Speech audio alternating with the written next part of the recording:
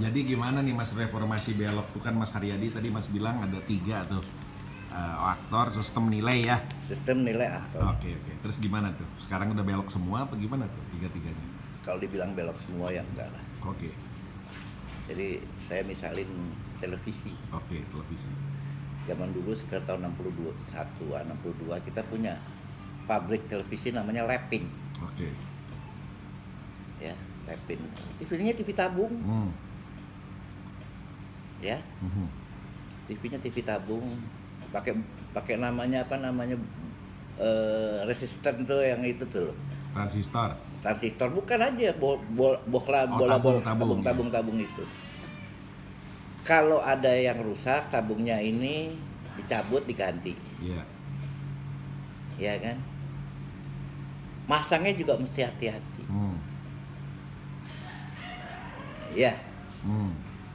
Masangnya mesti hati-hati. Sebab kalau nggak hati-hati itu bisa voltasenya gede, bisa mental itu. Orang kestrum ya. Itu kan itu.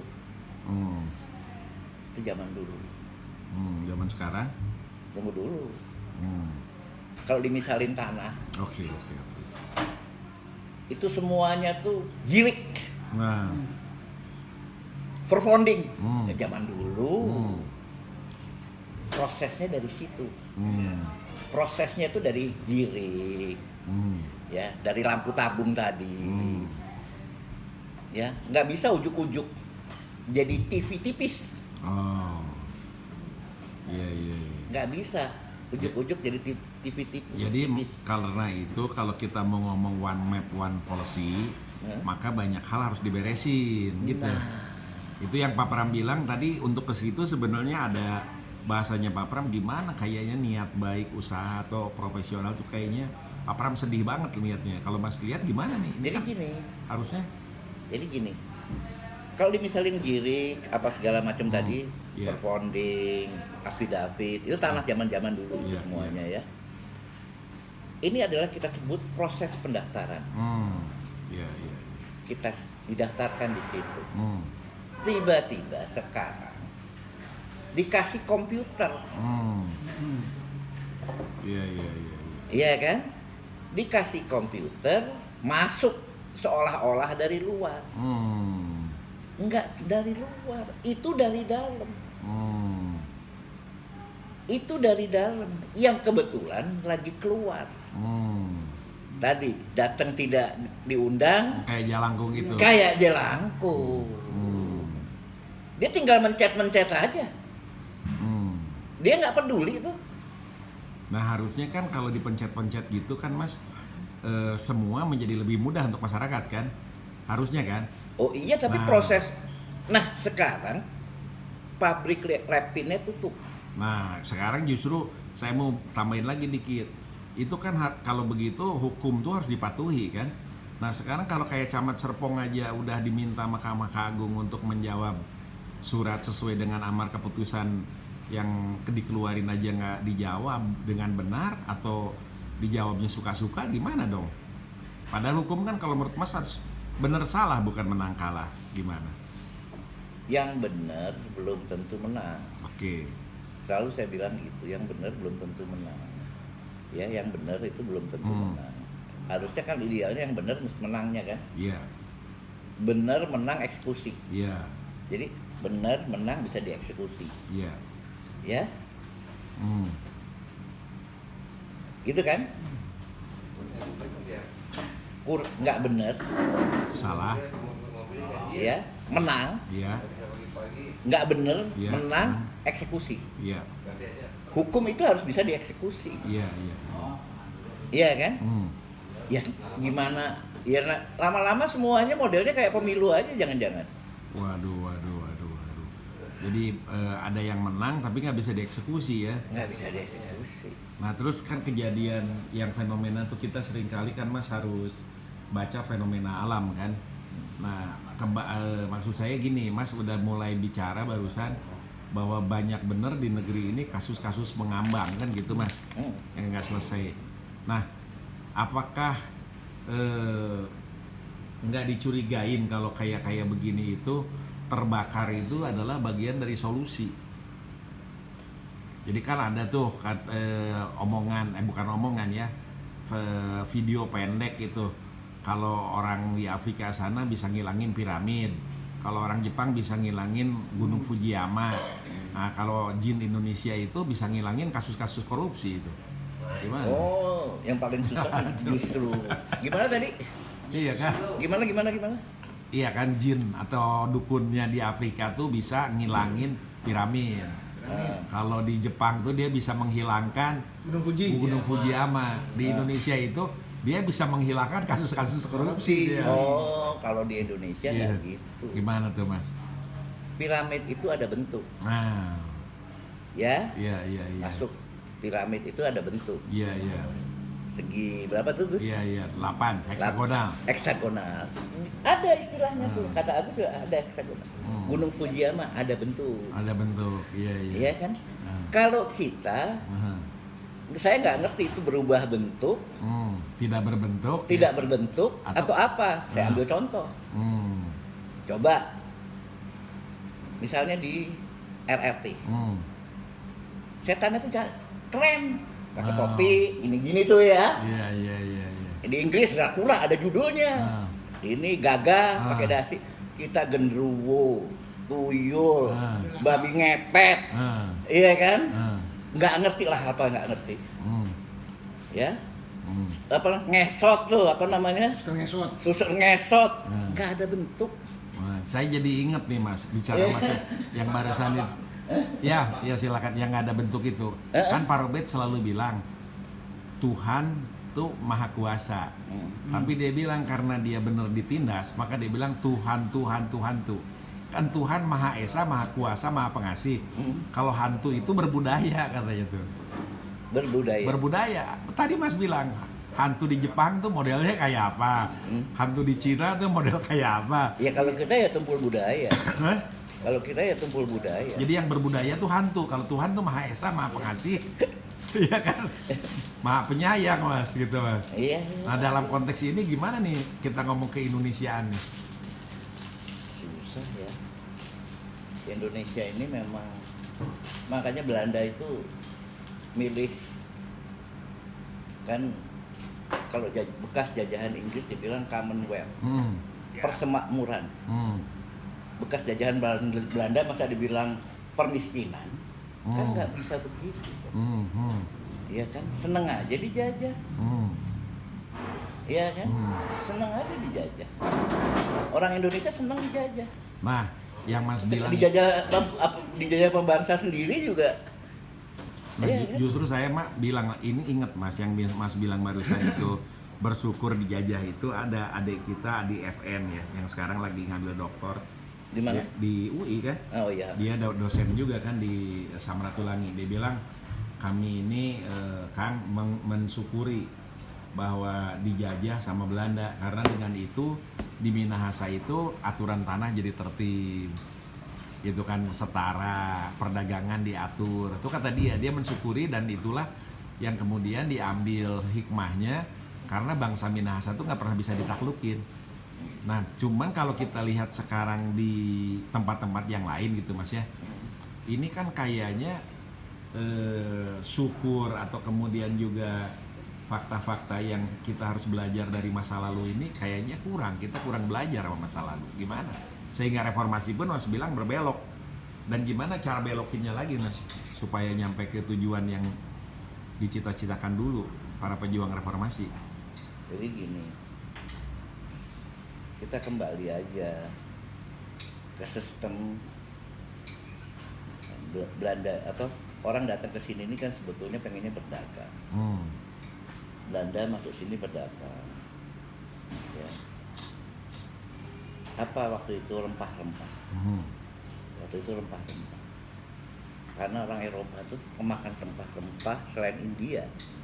Itu yang paling besar. Lada hitam, lada apa segala macam itu ya.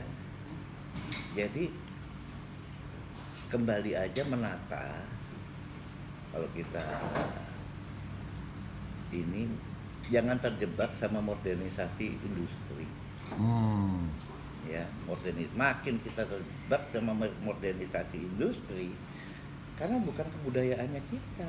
Nah, kalau gitu menurut Mas Bagus Omnibus Law itu menghidupkan budaya-budaya yang ada di sini atau menyeragamkan sehingga hanya lebih kepada kepentingan ekonomi atau gimana, Mas? Kepentingan uang bukan ekonomi. Oh. Mas dulu sebagai tokoh koperasi di kalangan mahasiswa ya zaman dulu, gimana tuh kaitannya? Apakah lebih baik ngedepanin koperasi yang fokusnya langsung memberdayakan sejahterakan masyarakat sesuai dengan pasal 33, atau kalau baca Omnibus Law arahnya ke situ apa gimana, Mas? Itu makan tuh kayaknya. Oh, lain ya? Lain. Jauh ya ininya, beda ya? Jauh. Kalau Mas Makanya tadi sebenarnya Adi bilang, saya cuma mau bilang, Adi itu kan anak yang pernah sekolah di Jakarta, di UI, terus balik ke kampungnya, ya kan? Balik ke kampungnya, dia bilang penataan tadi adalah rempah-rempah kan saya bilang, karena perdagangan di Minahasa itu perdagangan rempah-rempah, ya. Mereka nggak perlu terlalu besar kebun kelapa sawit, itu nggak perlu terlalu, itu kan industri itu. Iya. Ya, itu industri. Jadi rempah-rempah diperkuat, masyarakat diperkuat, kepemilikan hak tanah mulai pendaftaran itu jelas kalau dia bergabung dalam society apa namanya, kumpulan komunitas gitu. Ya, komunitas di situ.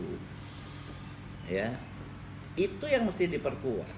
Ini menarik nih, Mas. Jadi Mas tuh bilang tadi sebetulnya yang paling penting itu semua pertumbuhan itu untuk kepentingan ekonomi dan kebutuhan masyarakat, tapi jangan sekali-sekali untuk kepentingan uang kan.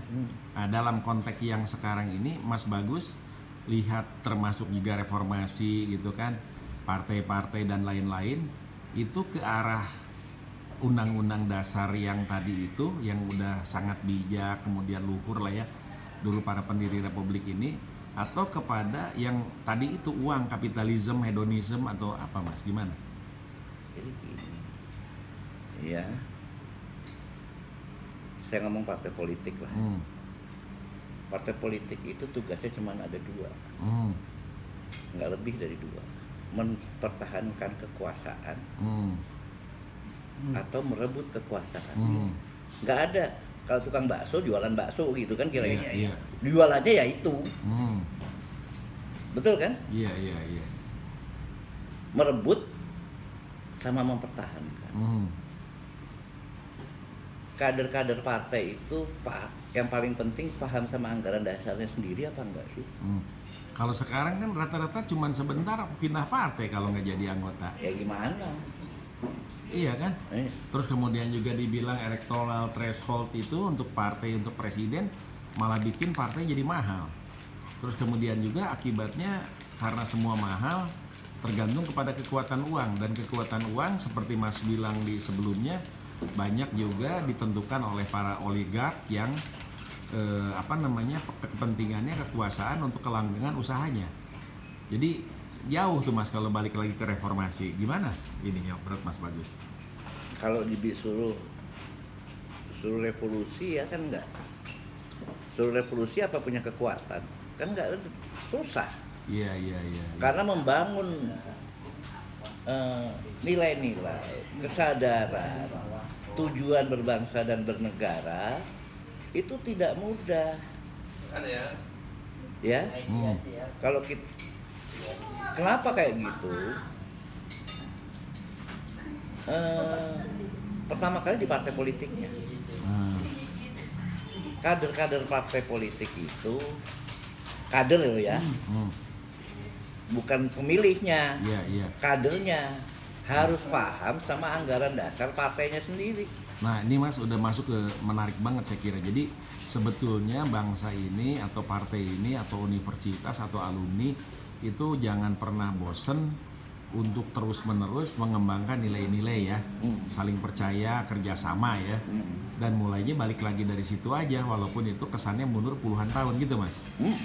Oke, ini bagus nih, menarik nih Mas. Tapi kalau kita lihat dengan COVID sekarang yang benar-benar banyak menjepit sehingga supir taksi pun bilang kalau ada rumput bisa dijadikan pegangan-pegangan walaupun itu belum tentu kuat, artinya krisis. Gimana menurut Mas, pemerintah mesti ngapain? Ya pemerintah itu kan asalnya dari partai politik. Nah, Iya kan, asalnya kan dari partai politik. betul. Oke, apalagi sekarang ada mau pilkada serentak. Nah, Ya kadernya itu kan mau jadi calon wali kota, calon bupati, calon gubernur, ya,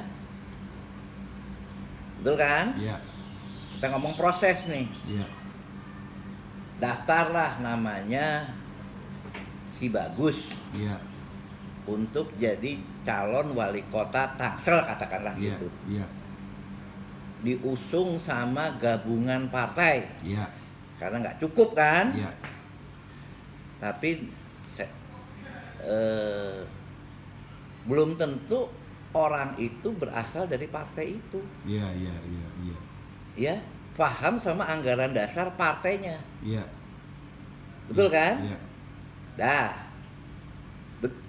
paham sama anggaran, apalagi digabung, ya, apalagi digabung. Pertama kali siapa yang paling besar? Misalnya di daerah itu yang angkat, oh yang nyalonin saya si Bagus dicalonin sama partai A karena dia kader partai A. Ya, dan itu belum tentu dari situ. iya, Perdagangannya dari situ. Iya kan? iya. Perdagangannya tuh dari situ. Mulai terjadi dagang tuh dari situ ya. Nah, mulai dagang. Dagang sapinya tuh dari situ. Dagang sapi. Dagang sapi itu sapinya nggak pernah datang. Yang datang talinya. Gimana tuh Mas? Lah kan coba aja ke pasar sapi situ. Ah, Datang pasar sapi di Madura, Iya, jualan iya. sapi di Iya. Madura. Pasti sapinya dibawa dong. Sapinya taruh di luar, dagang dia tukeran tali. Oh, iya. Lihat nih, lelang kan itu, Ah, tukeran tali. ah. Iya kan? Iya. Betul kan? Nah, kalau di partai politik talinya yang diambil, sapinya nggak pernah ada ya. Ya nggak pernah.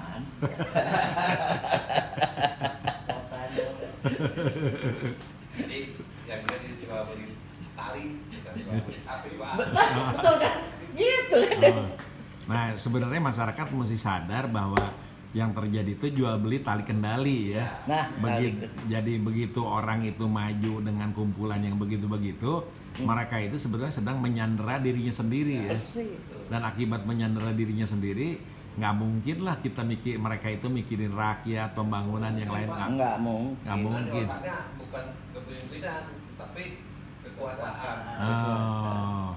Nah itu rakyat udah bilang tuh, teman-teman tuh yang pada bijak udah bilang, kalau sistemnya begini, kebijaksanaan atau hikmah kebijaksanaan yang hikmah kebijaksanaan dalam permusyawaratan perwakilan itu susah terjadi karena akibat dagang sapi yang sebenarnya dagang tali gitu kan. Itu jadi yang akibatnya ya orang jadi pragmatis aja gitu ya kira-kira. Nah terus kalau gitu gimana dong caranya supaya lebih baik? Jadi gini. Informasinya dibelokin lagi lempengin, Pak. Nah lempengin tuh pakai apa caranya? Gini, kan sekarang kita lihat ada urut-urutannya partai politik. Pemenang pertama siapa, pemenang kedua yang di pemilu 2019 kemarin. Iya. Ya. Nomor 1 kan kalau nggak salah PDI. Iya. P. Iya. Nomor 2 Gerindra. Ya. Bukan Golkar. Golkar Gerindra. Nomor 2 Golkar. Golkar dulu. Golkar habis itu Gerindra ya. Baru Gerindra. Gerindra beda PKN. Enggak, PKS baru di bawah. Bawah. Nomor 5. Nasdem nomor 4. Nomor 4 Nasdem. Nasdem. Ya PKB lebih tinggi dari itulah. Iya, habis itu baru PKB. Gitu, Nah, tapi intinya kita aja nggak hafal. Enggak, kalau saya hafal, PKB nomor 5. Ah, PKB nomor 5. Berarti nomor 4 bener tadi. Nasdem. Enggak, 1 PDIP. 2 Golkar, 3 Gerindra. 3 Gerindra. Nomor 4 Nasdem. Enggak, Nasdem di bawahnya PKB pasti. Berarti nomor 4 Nomor 5 PKN. nomor 5 PKS. Gitu. PKB pasti itu. Dia nomor 5, PKB nomor 5. Oke, PKB nomor 5, Ya. nomor 6. Demokrat sama apalah gitu ya. Oke. Iya, iya. Saya cuman mau bilang gitu. Hmm. Nah, kita ngomong partai politik pemenang pemilu yang nomor 3. Hmm. Beliau menjadi Menhan sekarang. Oke. Iya. Ya. Iya. Di dalam undang-undang dasar dalam keadaan negara bahaya 3. Ada trias politika kan. Iya. Menhan, ada pokoknya dalam keadaan bahaya Menhan, Mendagri, Menlu. Menlu, iya. Iya. Hmm. Bisa berunding lah. Ya, bisa berunding lah dengan pegawai partai yang namanya PDIP. Ya, harapan saya supaya yang ngajarin nanti Mas Bowo di situ, iya kan? Wakil presiden itu kan pegawai partai, katanya loh ya, yang bilang begitu ya. Bukan kata kita, tapi kata mereka. Kata mereka. Iya kan? Kita kan cuma denger aja kan Pak Bram ya? Iya. Cuma Ini kan denger pendiri aja kan? partai, Iya kan? ya. Mudah-mudahan bisa menjadi kakak yang berunding, musyawarah mufakat tadi, hikmah kebijaksanaan dalam permusyawaratan Perwakilan. ya. Sebab nggak gampang tadi, dan itu harus komando. Komando dari atas ke bawah mesti seragam, ya kan? Iya. Misalnya pilkada lagi Tangsel, ya udah lumayan lah. Calonnya ada 3, ya kan? Nggak 2 kan? 3. Iya, 3. A, B, C, D, ya kan? Gila-gila. Ada kader Demokrat, ya. Ada kader Golkar, ada kader PDIP dengan pasangannya. Tapi kalau yang modalin sama gimana? Kader calonnya banyak tapi pemodalnya 1, Mas. Gimana? Mas?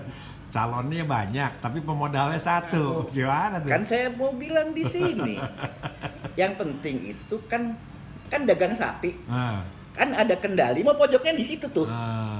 Di situ tuh. Bener, jadi kedaulatan rakyat itu kesannya Mas cuman habis sampai di bilik suara, Mas. Jadi Karena setelah itu selesai, rakyat nggak bisa ngendaliin lagi.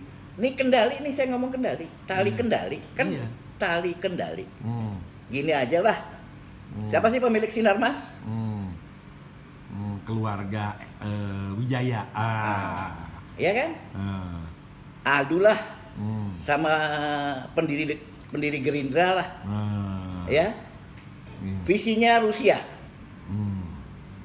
misalnya lo ya. Ini visinya sini. Hitung-hitung aja.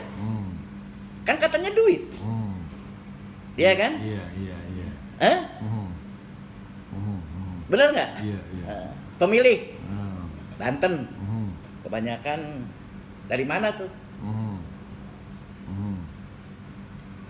Pemilu itu prinsipnya boleh curang, kata yang kalah. Kalau saya menang sih menang aja.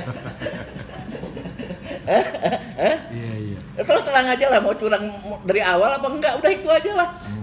Jadi balik lagi karena kalau pemilu kan kata yang menang boleh curang, kata yang kalah pasti curang gitu kan. Iya kan. Nah, gitu, karena, Nah sekarang gimana lah, udah itu aja lah. jadi Berunding aja lah. Balik lagi, ini para elit ini baiknya berunding lah. Berunding lah. Jadi jangan sampai masyarakat ini dibiarin gitu kan. Perampasan tanah mesti diselesaiin gitu kan.